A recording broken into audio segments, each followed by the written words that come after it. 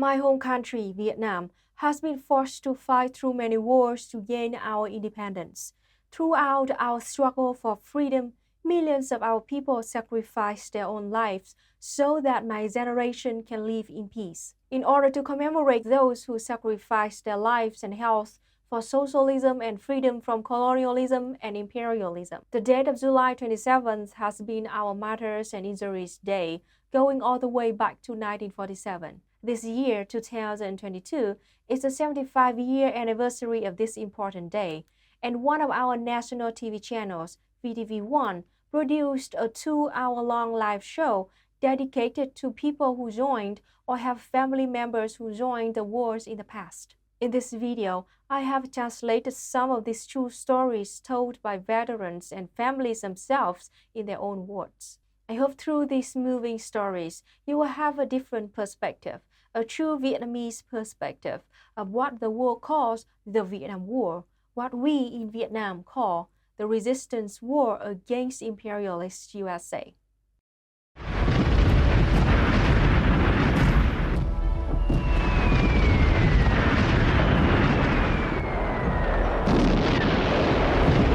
The fierce war had spread to Hanoi.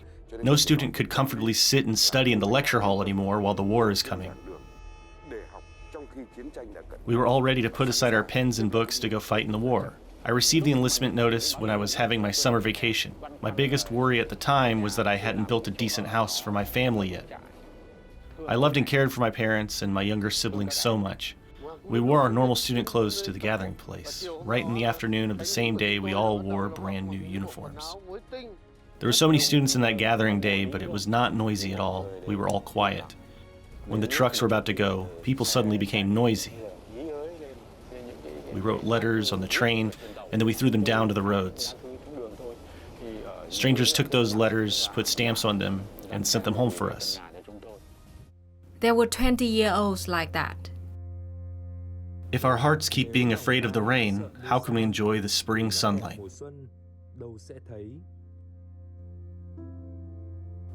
That was the diary of my older brother.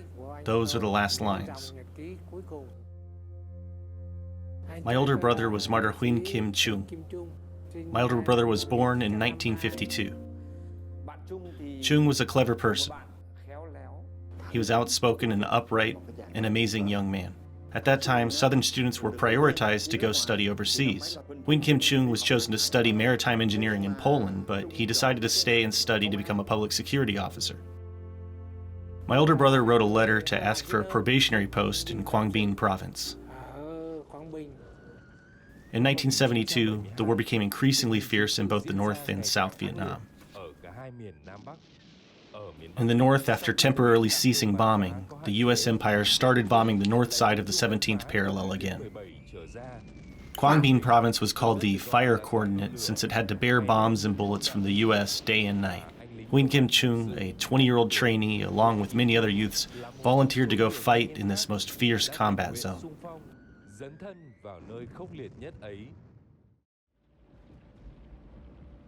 Huynh Kim Trung protected an ammo depot near the Dine River ferry station. It was the main depot supplying ammunition for the whole Quang Chi battlefield. On that day, August 20th, 1972, during the second period of the summer campaign, the depot was fiercely attacked. Fire and bullets were all around us. They all wanted to crush us. In that moment, Sergeant Huynh Kim Trung screamed out loudly at everyone. He carried heavy ammo cases and shouted instructions to everybody. Everybody ran into the fire to carry the ammo cases out. When carrying the 50th ammo case, suddenly it exploded. He was severely injured. Then he closed his eyes and he was gone forever.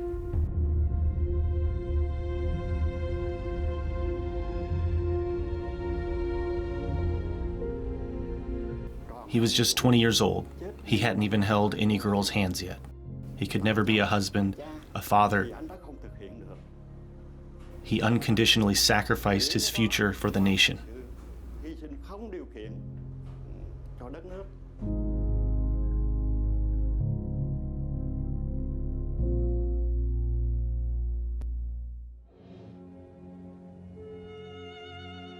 Mrs. Trần Thị Dự was born in Núi Thành, Quảng Nam, a poor but a revolutionary place. Witnessing how the country was being trampled, she desired to take up arms and fight against the enemy to protect her homeland. They arrested innocent people. They hung them up and shot at them. There were people who were even buried alive. They destroyed our graveyard. They burned our houses. How can I protect my homeland? Join the revolution to free my nation was the only way. At the age of 17, she volunteered to join the local guerrillas. Then she became a soldier at the age of 18. She then immediately joined the female team to go fight in the battlefield. We laid down in the canal day and night to follow and spy on our enemy. Whatever man can do, we can also do. The US called this place the White Belt. We called it the Americans' killing belt. This belt belonged to the first American soldier that I killed. I can't remember how many American troops that I eliminated. I received 2 Heroes Who Destroy America medals. But the sacrifice of my comrades was so much that no matter how many of the enemy that I eliminated, I could never have enough revenge. In her memories, Dự never forgets her comrades who died at just the age of 19 and 20. None of them had a lover. The person that I have with the strongest memory is Miss Huynh Thị Liên, a squad lieutenant. She took the assignment of eliminating Vietnamese collaborators. This one collaborator always had a whole platoon to protect him. At 9 a.m. April 10, 1971, she went to the headquarters and threw grenades at them. It was too close so the grenade didn't explode in time. The whole platoon chased after Liên. She fought until the last bullet. Then she lay down forever in her homeland.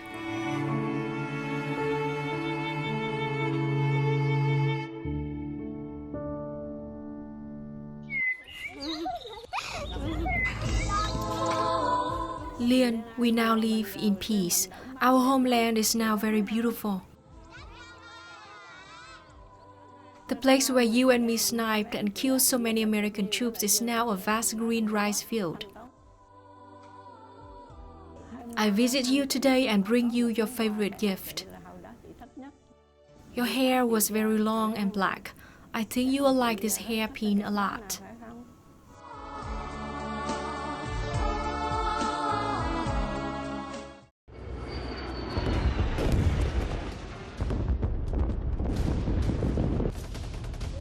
Binh Dinh battlefield was the place where we had to fight against a large number of invaders. According to documents of Division 3, during 10 years of fighting, there are about 20,000 martyrs. We only found a very small number of their bodies. On the night of December 26, 1966, there was a very fierce fight at Suan Son Hill. That battle was fought by Regiment 22, Division 3, Golden Star. It happened really fast. We won, but our losses were severe. It happened in the middle of the night, so we could not find and bury all the bodies. We didn't know where to find them. I personally went looking for bodies of martyrs. Even if I have to hire cars, I will still go. Veteran Dang Ha Thuy had spent many years collecting information about the locations of the martyrs' bodies. With the help of many Vietnamese and foreign friends, Mr. Thuy talked to many U.S. veterans who fought in the Suan Son Hill in December 1966. Hundreds of letters and messages have helped him find lots of important information. Colonel Bob was a U.S. soldier who fought in this battle. He was also just 18, 20 years old at the time. After Tet Holiday, Bob sent me a 5-page-long letter with detailed reports from 5 other U.S. soldiers telling exactly what they did and where they did it on that night on Suan Son Hill. This information is like gold to me. I appreciate it a lot. From the information we got from veteran Dang Ha Thuy, right from March 22, our provincial military command started searching for our martyrs' bodies on Suan Son Hill. Suan Son Hill is pretty big and the terrain has changed over the years, but we successfully located the dead bodies based on the information that we received.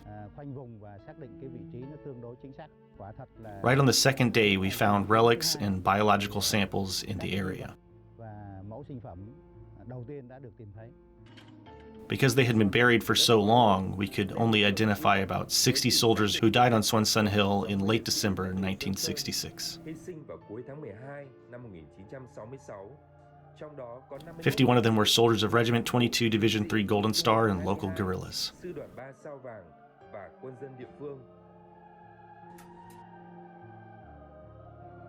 A solemn memorial celebration was held to welcome the soldiers home.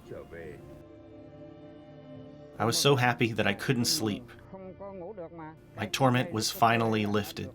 My only motivation is that I do this for my comrades, for their family members. When our soldiers died, their dead bodies were dragged away by the soldiers of the other side. They lined the dead bodies up and then used a bulldozer to bury them all. This truth broke my heart. I was so happy that I cried. My heart was broken when I saw my older brother lying there with a torn-up shirt. More than 60 martyrs were brought home even though we could not identify all of them. But this shows the never-ending effort of survivors in looking for the bodies of our martyrs and bringing them home.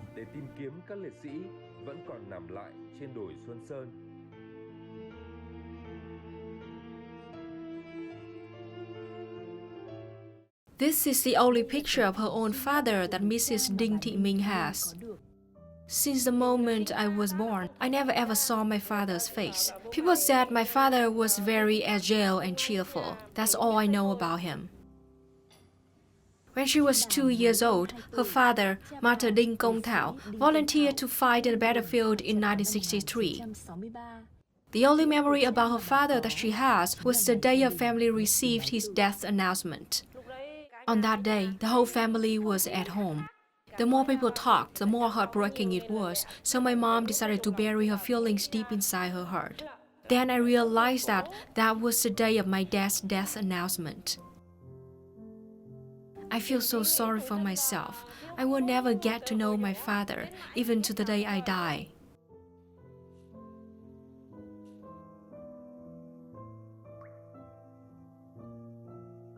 Most of the documents about Martyr Đinh Công Thảo were lost due to many floods in this harsh land. Therefore, his family could not know more about his stories for the last 55 years. My mom and grandpa told me that my grandpa died in a battlefield in the south. We don't have any detailed information. We want to go looking for him, but we don't know where to start. We built an empty grave for him next to his mother and wife's graves. We keep believing that my father is lying next to my mother. I miss my father so much, but I can't do anything to help. I lost my mother and then my older brother. I lost everyone that I love. I'm so lonely, Father.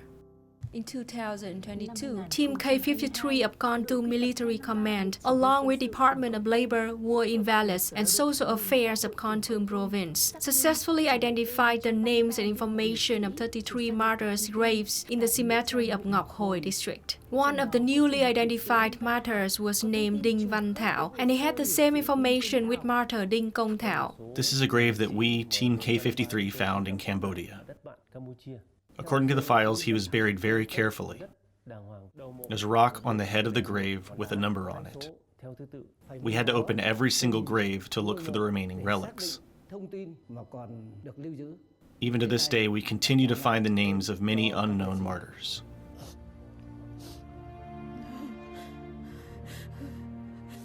Thi, your grandpa is here.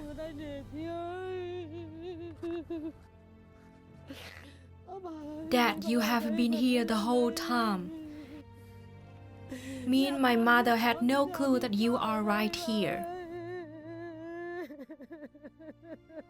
I'm 62 years old already, but this is the first time I have met you. You are lying here under a grave.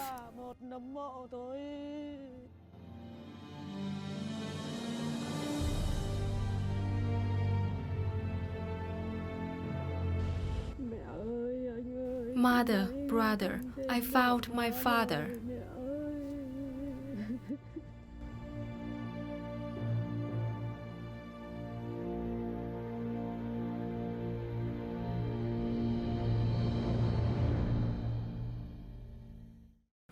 My family was informed that my uncle had died in the battlefield in the south after the country was unified. My family had tried many times looking for his grave. We even asked friends to help us look for him all over the place, where my uncle used to do his missions. But even to this day, we haven't found anything yet. My family almost gave up looking for my uncle. Our nation is now living in peace. My family's desire is to find my uncle's body at all costs to bury him in a martyr's cemetery. This is my family's biggest desire. Division 5 found this hairpin made from stainless steel next to the body of martyr Do Van Bun. I, on behalf of the soldiers of Kon Tum province, give this relic to the family of martyr Do Van Bun.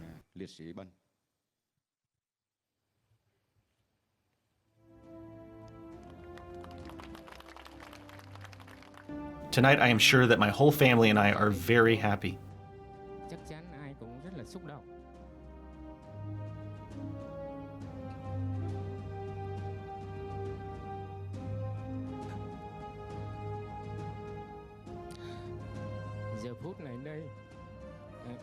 In this moment, when we know this accurate information about my uncle, we are so happy.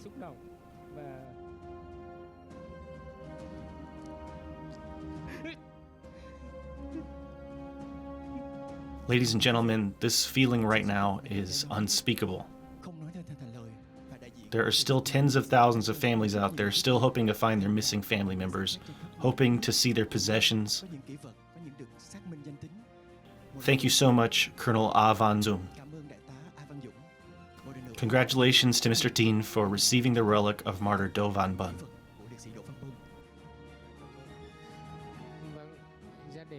We are very much thankful to the Martyrs Recovery Team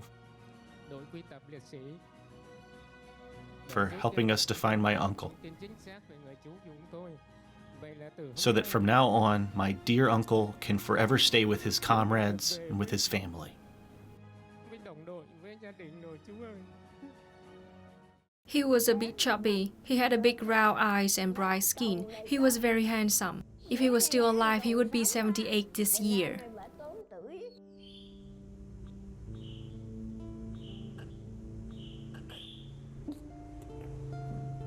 He volunteered to be a soldier. His father's friends tried to keep him home, but he insisted on going. He kept insisting to go fight on the battlefield. If I kept him home, we would lose our nation, so I let him go.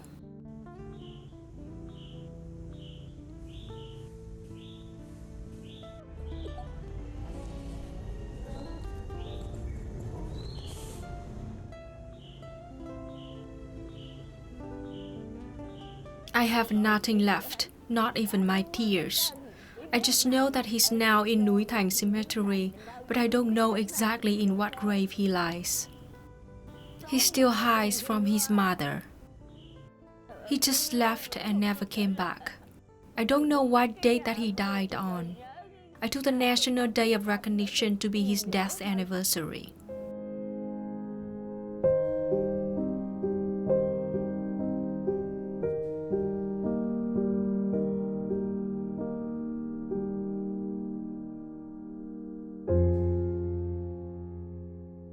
Before we end, allow me to add one more story.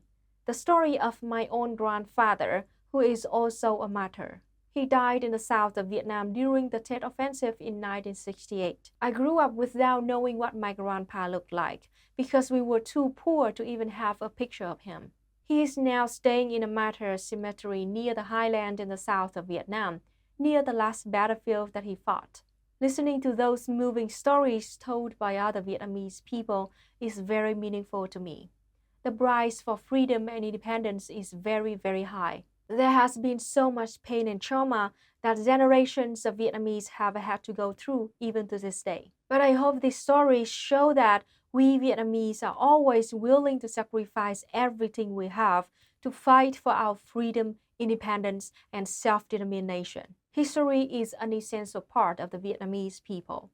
It is a history that defines who we are and who we will be in the future. With this channel, I hope to bring you an important perspective of Vietnam's history, the perspective that usually gets censored or even buried in Western media outlets. I will end this video with a powerful speech of Ho Chi Minh in 1966, when he called for a national uprising against the invasion of the U.S. Empire.